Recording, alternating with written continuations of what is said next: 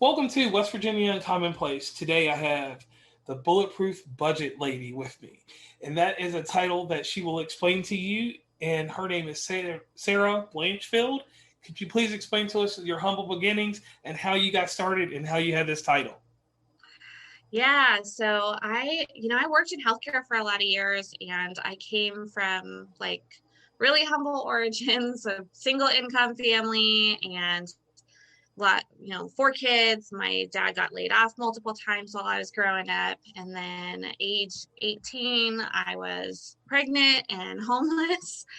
And so I had to, kind of pick myself up out of that and finally got myself into a stable living situation and then had to run away from an abusive relationship at age 21. And so it was a lot of ups and downs for me. And I kind of got myself to a place where I figured out that, security is pretty dang important to me. I feel like if I had if I had money to be stable, that would make a huge difference for me. And so I ended up starting to work in healthcare, got my bachelor's degree in finance.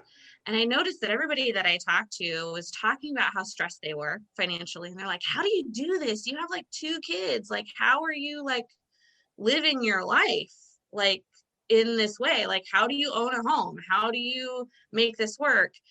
And because what I was doing was working and other people were interested. And I came up with this idea of this bulletproof budget because to me, being bulletproof is about being financially resilient. It's this concept of like life can knock you down really hard, but if you have a financial plan, those hard knocks don't feel so bad. Like you can bounce back from them. Like your car breaks, and if you have the money to get it fixed, it's like, oh, that's annoying. Versus like, oh crap, like my life is over. I can't get to work. I can't do this. Like those things that happen in life, because they will occur.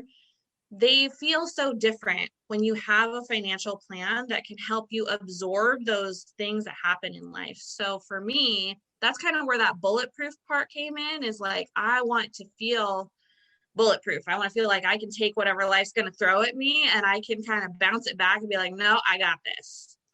Okay, so when did you build your sense for financial security? Like, what was the first incident that happened that made you say, "Hey, I've got to have financial security"? It, well, you know, I spent so much time being insecure, financially insecure in those early years of, not having a home. But like really the thing for me was when I was going through, I was getting divorced. I had two kids. I just had to downgrade from a house to an apartment. I wasn't getting any child support. I had like no money. I felt like a failure. Like I felt like, man, I did all the right stuff. I got married, I had kids, we had a house, and I was like, man, I just felt like I just took 10 steps back in life and all my finances felt like they were starting over from scratch. And then I got diagnosed with an autoimmune disease. And I had to start taking this medicine that is actually a medicine they give to cancer patients. So it was killing my immune system and making me super sick. I was like losing my hair and losing weight and just trying to like navigate being a single mom with like no money in an apartment, trying to work and be sick all the time. And I was like, this cannot be my life. Like, I need better than this. My kids deserve better than this. And I was like, I have to do literally anything I can do to get us to a place where we are secure, where we have that feeling of security, that we're not constantly on the edge of like, is mommy going to be able to buy groceries next week? Like, I don't know. That was kind of my low point. I think like that was my moment of clarity. It's like, everything I've tried in the past has not worked. So I have to try something new. So, inside of your moment of clarity, what were the immediate results after this? Well, I think I had been going to school already. I was in the middle of getting my college degree in finance at that point. And so I felt like, I've tried all of this like normal finance stuff, like spreadsheets and, all the numbers, kind of traditional economic stuff. And it wasn't working. It was like I could make all the numbers work, but like my behavior away from like my spreadsheet was like totally different. And I ended up taking a class actually in behavioral economics. that taught me more about how my mind works. And that was what really made the first difference for me. Is I was like, oh, it was the first time I'd ever started to actually be able to save money, because I had always been a major spender. Even though, I was paying all my bills, I felt like, I'm doing good. I can spend this money. I can give myself a treat. But then I was treating myself right out of my financial security. Oh. And I'll say, and hearing you say that, and that's what I'm doing today. I do that right now. I may pay the bills, but then I'm like, oh, since I paid the bills, I can go buy an Apple Watch or a MacBook or something. I do the same thing. So let me ask you this. Now, understand we have a broad audience, and not everybody will understand these terminologies, but I believe that I can get you to give us a brief description and a little compare and contrast. Traditional economics versus behavioral economics. Can you break those down for us? Totally. So traditional economics is really that like very logic based, numbers, do the math, like make all your decisions, kind of this in like an emotionless bubble. Like if you're a Star Trek fan, like you're thinking like Spock, right? Okay. Like no emotion, logic based only. That's really the definition of traditional economics, is trying to make decisions without considering any external factors. And that's primarily what we've been taught is the right way to handle our money, our finances, is just work the numbers. If the numbers work, then you should be able to make it work in your life. And behavioral economics, by contrast, is it's basically based on the study of actual human behavior. Not what should you do with your money, but how do people actually legitimately make financial decisions in their life? How does our brain make decisions? Because we do use emotions when we make our decisions, even if we think we're not. They've actually done scientific studies with brain MRIs that say when people have brain damage to the emotional centers of their brain, they cannot make decisions. Oh. Like they are physically incapable of making a decision. And yet all the time we try to remove our emotions from our money decisions and then wonder why we don't make great decisions.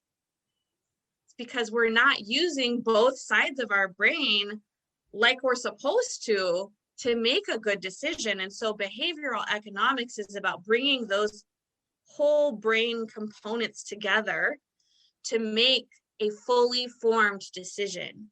Emotions are not the enemy. Logic is not everything. They have to be married together to meet all of our needs. Okay, so I get that. So let me spin the Star Trek analogy real quick. So Spock is a logic, but Captain Kirk is all the emotion. But together, when both of them are together, they're unstoppable. Right. Okay. They help each other and they balance each other in ways that they couldn't do before. And I am a huge Star Trek fan. So if anyone else is out there that's Star Trek fan too, you know that Spock is also part human, and his character develops more as he taps into more of his human emotional side. He comes to a better understanding of who he really is. And that's so good. Putting those things together is what helps you make better decisions, and understanding how to make better decisions for your own life by using behavioral economics instead of trying to just eliminate a whole component of who you are. Okay. Now, real quick, just because of the listeners were in the first few minutes of the podcast, could you plug where everyone could find you real fast across social media? Yes, absolutely. So I am on social media at Instagram, Pinterest, and Facebook at My Bulletproof Budget. It's my handle on all of those, so it makes it really easy. And then I have my website as well, mybulletproofbudget.com. So you go there, you will find me, and you can access all of the resources that kind of walks you through kind of what you should start with.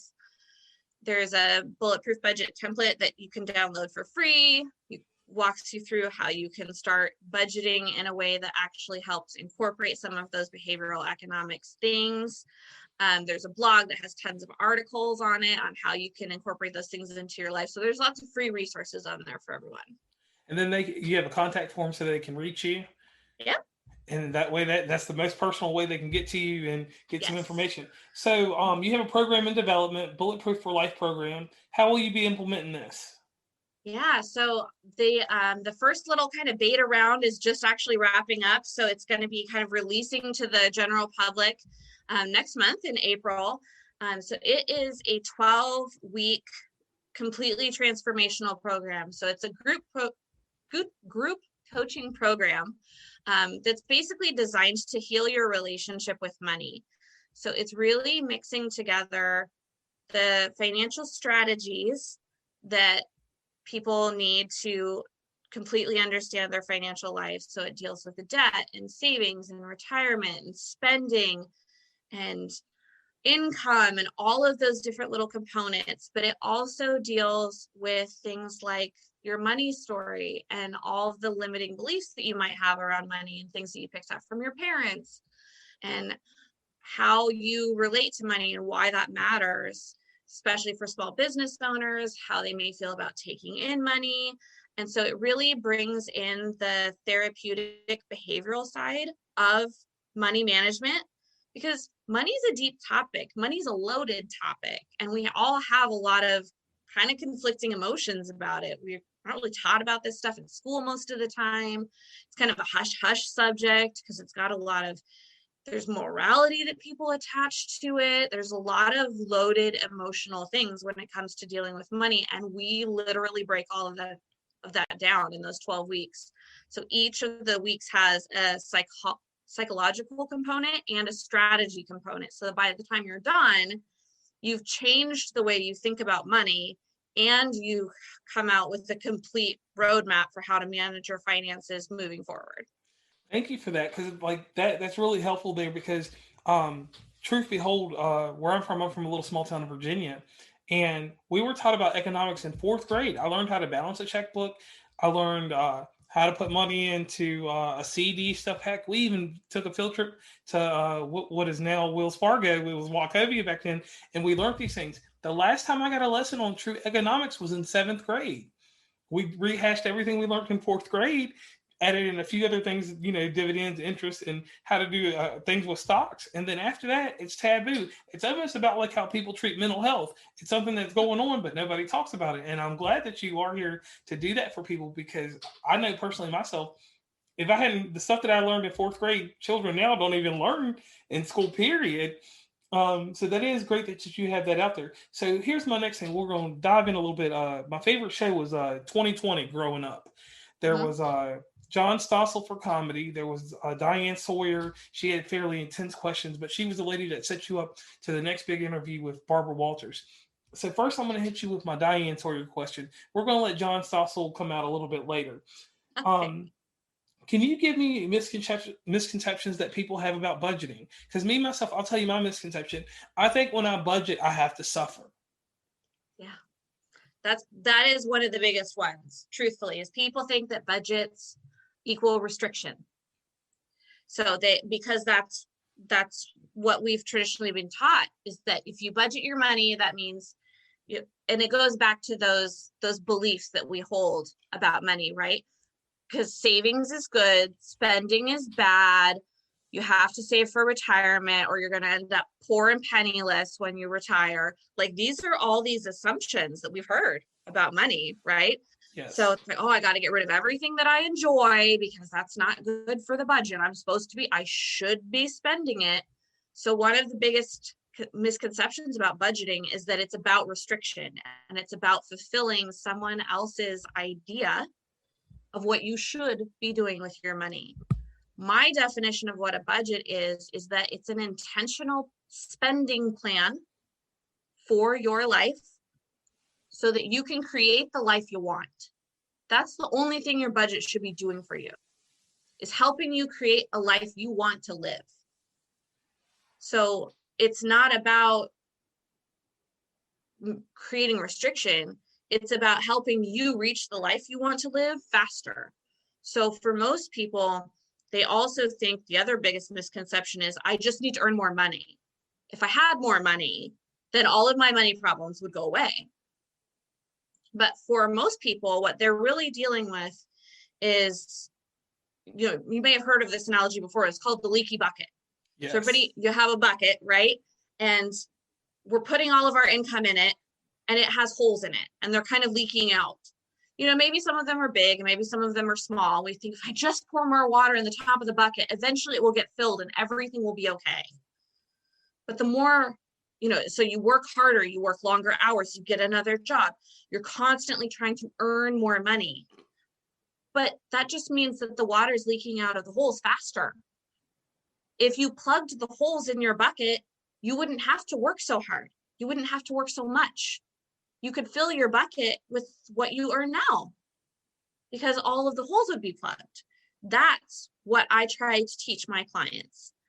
It's exactly what I teach my clients is let's figure out how to stop the holes in your bucket so you don't have to work so hard. You don't have to burn out. You don't have to always be thinking, I won't ever be able to live my dream life until I make more money. Because it's not true. I bought a brand new construction, almost $200,000 house as a single mom making $16 an hour. Whoa. It's completely possible. You just have to know how to manage what you have. And then when you have more, you'll know what to do with it. And that's the misconception right there. People, that last bit you put there, that's like the most prolific thing. Not everything you said, but that's the most hard hitting right there. If people could do that. So let me get this together. So me and you helped me plan my budget. And I worked through it. We have ups and downs, but let's spin it around. So you've helped me. Now let's go into your life. You've planned your own budget. What have been some failures in the execution of your budget, and how did you correct those failures? That's that hard-hitting Diane Sawyer right there for you. Oh, yeah. Oh, I've had plenty of mistakes, man. It took me a while, really, to figure out, to really nail down. It took me years to take the head knowledge that I knew and the behavioral knowledge that I learned to actually apply them to my life. And that's why it's so fun to help people learn it, is because I know it because I've done it. So, like, I used to use a spreadsheet, I can make all the numbers work on a spreadsheet, but I wasn't keeping real-time track of my spending. Like I said, major chronic overspender here, because again, I was spending because I was like, I deserve it. I can spend to prove that I'm okay. Like, I've got this. My life must be going all right. I can afford this new computer. So I would put all the numbers in the spreadsheet, and then I'd still spend however I wanted. Oh. And then somehow those numbers in the spreadsheet didn't seem to add up very well the next time I went to look at them. And so I had to switch how I was handling it. And I actually switched to an app that I'm sure probably a lot of people have heard of because they're very popular. And I still use it today. It's called You Need a Budget. You Need a Budget, okay. And the difference between using a spreadsheet and using that app was that I stopped looking at my bank account balance. Because for so many of us, I used to do the same thing. Do I have money to spend? I look and see if I have money in my bank account, right? Right. That's what you do. When you start using the You Need a Budget app, you're putting everything in little categories. So instead of saying, do I have money? It's, do I have money for that? Oh. Boom, right? Like, yeah, like blown. That just messed me up. Like, do I have money for that? Yeah. So it's not, do I have money? It's, have I set aside money for that? So you make categories for everything that's important to you. You have bills, you have spending money. Do I have money in my spending money budget? My little bucket. Does it have any money left, or did I spend it all already? That's what you start looking at. You look at the app. You look at the app to look and see, do I have money in that category? Do I have money to spend on clothes? Do I have money to go drink something at Starbucks? None of those things are bad. You just have to plan for them.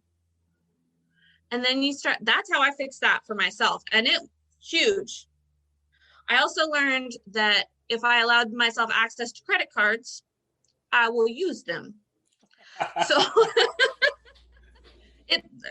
it's natural. Story. It's just real. You know, you get your tax refund, you pay it all. You're like, yes, I'm gonna pay off all my debt. I am awesome. Pay off all my credit cards. And then, like, as the year goes on, like, your credit card balance just like pops right back up. Yeah. Like, dang it. Now I got to pay it off with my tax refund again. It's that amazing rosin action. I know. I was like, why does this keep happening to me? And I felt like a failure. Like, I was like, I know I shouldn't do it, but I do it. And the reason that I realized how to break that cycle of paying off all the credit cards and then having them go back up was because I was not saving enough money to not have to use my credit cards. I was so focused on paying off my debt that I wasn't putting any money aside for the things that I ended up having to use my credit cards for, because that was my only safety net. Was the credit cards. Was the credit cards. And that's, I spent all my money on the credit cards. Yeah, and I believe that's 100% of what, or at least 90% of what people do. They have that credit card as that crutch. And like you said, with your program, that'll work there. So let me ask you this. What is the 50-20-30 budget rule? Oh, man. So this is a concept that was popularized mostly by Elizabeth Warren, who's a senator, I think. Yeah. And almost a presidential candidate also, too. Almost.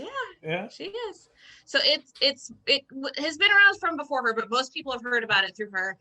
And it's basically a way of thinking about how you allocate your money, basically how you divvy up your money. And I'm going to be totally honest with you. I don't like it. Okay. And that's fine. So it's basically saying, like, spend 50% of your money on needs, 20% on savings, 30% on wants. Who decides for you what a need is? What happens when you live in a place, in a part of the country where rent or a mortgage is insane? And if you want to live in a nice place, it has to be 60% of your budget. Maybe that's worth it to you. I think the problem with using kind of these arbitrary percentages is it doesn't take into account the things that are important to you. It's telling you what's supposed to be important to you. And that's really hard to stick to. Like, it's really hard to make somebody else's values important enough to you for you to make the habit changes and the emotional changes that you need to stick to it. And that's why people have a hard time sticking with budgets that they learn out of books or that they get from apps or that they get from some financial guru, is because they're like, well, I should be doing this. Shoulds don't motivate people. Shoulds give you shame. True. But if you center your budget around things that are important to you. So when we set goals in the Bulletproof for Life program, we call them emotional outcomes. So you set your own emotional outcomes for what you want your life to look like. What do you want to feel in your own life? You want to feel secure. You want to feel safe. You want to feel adventure. You want to feel love. Okay, how are you going to make that happen? That's what you focus on.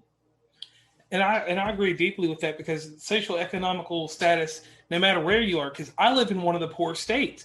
But the thing is, people here, and even me personally, I work outside. I work in your state. I work in other states and make money, and I live very comfortably. Not saying I don't live check to paycheck or anything like that, but I live comfortably because I learned a long time ago when I was looking at the map of where I wanted to live that I could live in West Virginia, but instead of being in Virginia, make great money. And as long as I was making that great money elsewhere, I could always thrive here. But that's the cost of me being gone 30 days or 14 days out of the month. And that, right. And, and that's crazy, but some people live that way. And just like you're saying, I get what you're saying, like about that 50-20-30 budget. Something so strict and so tight, that doesn't conform or shouldn't fit to someone's lifestyle. Now, here's my next question. When I'm budgeting, right? Mm-hmm. Just we're not gonna go into too much detail because that'll take away from what you do. But when I'm budgeting, and here's some things, I'll just give you stuff. Like, I have streaming services. I have. I had to learn how to get budget conscious. My girlfriend Stacy, this is what she did. We have a certain cell phone carrier I won't list, but they offer Hulu for free. So we stayed with them. So Hulu's paid off. But I'm the type of person I watch wrestling, so I'm paying $10 for wrestling. I pay $150 for cable. I'm doing all this extra stuff, and I'm hardly here for the cable. What would you tell someone like me, like, to get focused on my streaming budget? Because I'm spending a lot of money on cable that I'm not even using. Yes, it gives me access to the streaming apps, but I'm paying $150 for the TNT app and other apps that I never use. Well, is there a way that you can still get what you want but pay less? Yes. Why haven't you looked at it? Too lazy to look at it. So all right, so you got me there. All right, so here's my next one. All right, I'm the type of person I reward myself. I feel like not saying any type of philanthropy or anything, but I will go out of my way and do stuff for other people. I don't ask for anything in return, but I will wait. Like I'm a video gamer. I play Nintendo Switch games. This week there is a GameStop sale, the spring break sale for all the children and teenagers. So the basketball game I waited for all year is normally $60, $50. This week it's $20. Well, in my budget though, I didn't sit here and plan to have, like you said, I didn't think about if I had the money. I just seen in the bank account that, oh, there's an extra $20 for this game. Let me go buy this game. Then late this morning, looking over bills, I hadn't paid these fines, for going through the tolls and stuff and not using the Easy Pass. So that $20 disappeared. So now I don't have the money for the game. Just being an adult, I'm like, hey, I'll wait it out till I get paid on Friday, even though I have the money for it right now. How do you get structured in a sense to know, even though I try to, like I said, I try to save here and there, and I won't go buy it for $60. I'll wait for it to be $20. How do you even tell yourself when it's $20 that you don't need it? It's hard, isn't it? And yes. I think the thing that we do, and the thing that I work through with my clients is that it's hard to say no to ourselves, right? Especially when something is important to you. So my husband is a major gamer.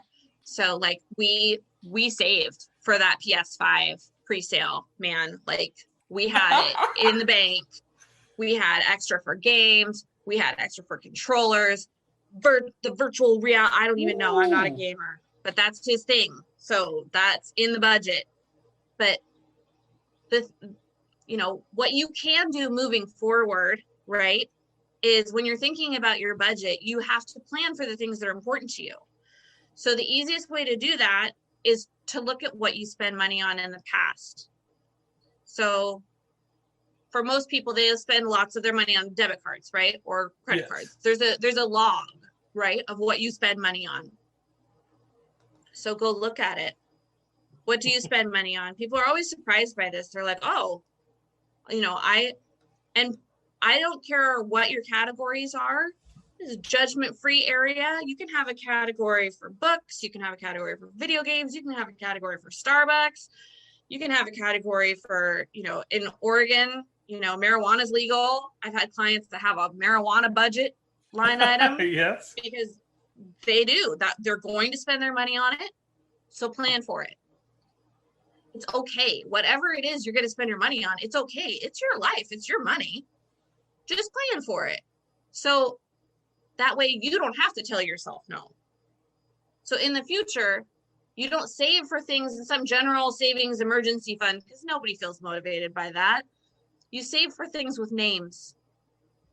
That's why I like the You Need a Budget app, because you name things. So when we were saving for that PS5 for my husband, it said PS5. So you can look in there and be like, nailed it. So when that pre-sale came up, I'm sitting there pushing the button for, 20 minutes trying to refresh. Yeah. But we knew we had the money. We knew it was there. We didn't have to say no. The key to being able to get what you want and to be able to treat yourself is to think about, and it's hard, but think about the things that are important to you. If you're a gamer, you need a budget for gaming stuff, for games. Think about maybe I want to spend like $500-600 this year on games. So set aside a little bit of that every month. Name it games. And then whenever something comes up that you want, just buy it. Because you did what you needed to do to set it aside for that. Okay, and I want to take that because the audience doesn't understand this. You just worked something out with me, because I know there's my birthday's in July. There's a few games I want to buy, so I'm gonna set this budget up after we're done with this interview. I'm going to go work on my budget. Yeah. All right, now here goes a Barbara Walters question. This is the deep one, and I only do one of these questions because sometimes they're so intense that you're ready to throw your headset off or flip your computer or your cell phone upside down. Okay. The Bulletproof for Life program is something conceptual that you're working on. You're getting started. Mm-hmm. the success or failure of this, because everything we do, and this is one thing that's great about podcasts, we can talk about the success and failure of things. If this is truly successful to the degree that you measure successful, not what I measure, what's next after that? Get more people to go through it. To me, honestly, because for me, that's what matters to me the most, is helping people change their relationship with money. So the more people that I can impact to make them think that money is not the enemy, budgeting is not restrictive, I can actually, holy cow, I can create the life I want if I thought about my money. I don't have to work so hard. I can actually get what I dream about every day with my money. That's it. That's all I want. I just want more people to experience safety and security and joy that can come from having their money stuff figured out instead of feeling like it's a burden and it's stressful. So to me, the more people I can impact with that, the better. So that is my personal mission for this business, is to impact the most amount of people I can to help them change and heal their relationship with money so that they can go out and do what they're supposed to do and fulfill their dreams and their purpose in their life. Okay, now here's the last part of the question. If something happens while you're doing this, and we don't call it a failure, we just say you stumble a little bit. Yeah. How much time are you going to be able to put back into this to get it revamped and to push it out again?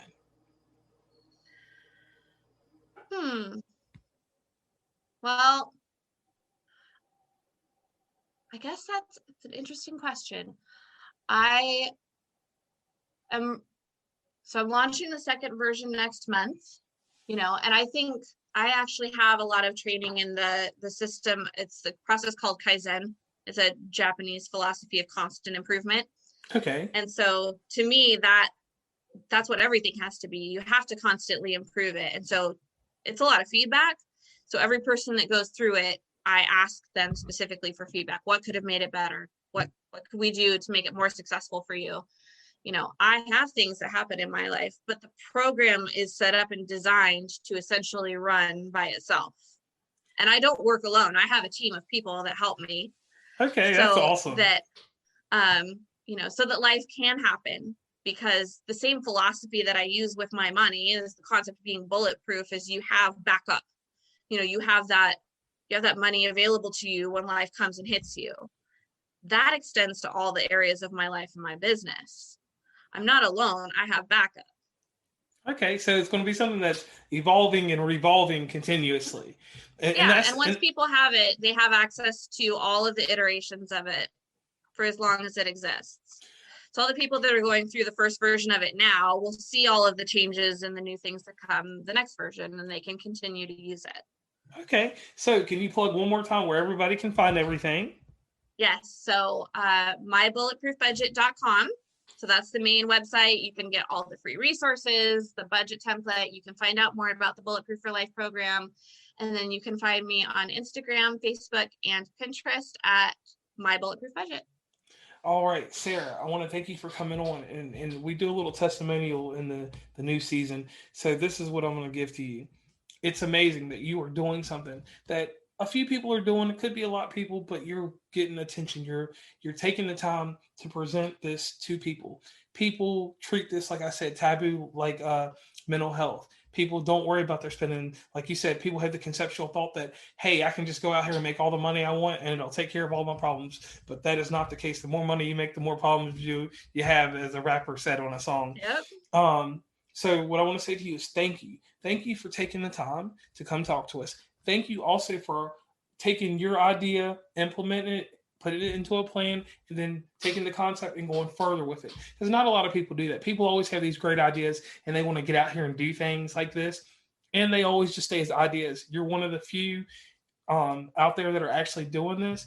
And the empowerment that you give people when you give them financial security. Because I know, even though I haven't gotten to full financial security like everyone else, I know a different change in pace of jobs and money sometimes gives you a sense of financial security, but that's truly a falsehood.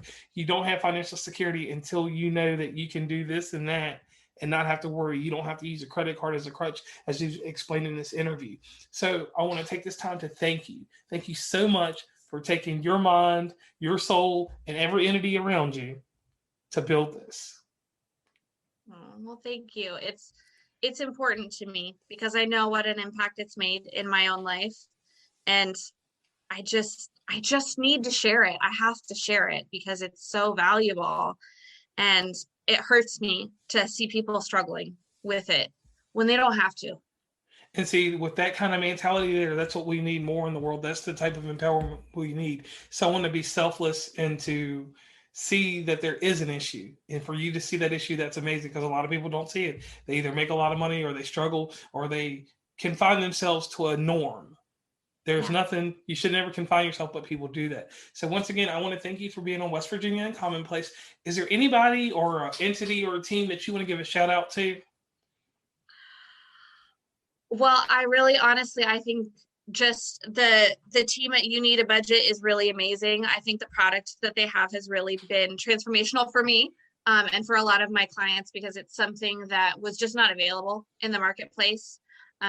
And so I know that that has really impacted a lot of people for the positive, and it's made a difference for me. And I'm always grateful for what it's been able to do for me and my finances. And thank you for letting me come on today and talk to people and just share. And hopefully it can spark some thoughts and some change of perspective for your audience, because that's really what I just try to do when I come and talk with people, is just see if I can just shift their thought process just a little bit.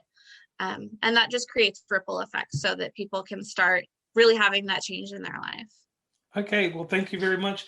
And in the near future, after Bulletproof for Life program comes up, we would love to definitely have you back on to explore more ideas inside of budgeting, because there's so much more that you'll be doing, and there's so much more budgeting people will have to do. Because one thing that people are sleeping on right now is they are feeling financially stable because of events that are happening in our government, and that financial stability will leave very quickly.